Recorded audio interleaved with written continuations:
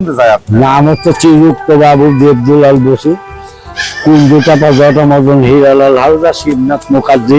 এখন মনে করো যে পরিচিত হয়ে গেছি, কুদাল দিয়ে মারলে পরেও সে হয়ে যাবে। না না এখন না, এখন যে 5 টাকা হলে পরেও 1 বাগা মাছ কিনে দিয়ে বাদ যাওয়া গেছে।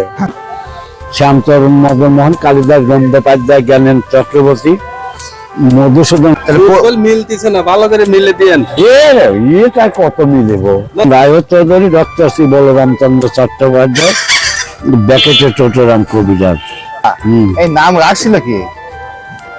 এ নাম মনে করো যে আগে বই করতাম। আচ্ছা আচ্ছা, বই করতেন? বই করতাম, যে নামে যে বই অভিনয় করতাম ওই লাগায় এই এতবার নাম হয়েছে। কত সালে বই করতেন আপনারা? বই বলে থেকে রাজপথ, বলতে রাজপথ, 1 পয়সা, 1 পয়সা, রক্ত নিশান, বাপরে, গৌরীমালা, গৌরীমালা, তারপরে শিমুল পলাশ, তারপরে আবার রামযাত্রা করতাম, রাবণ বধ, বিপালা, তারপরে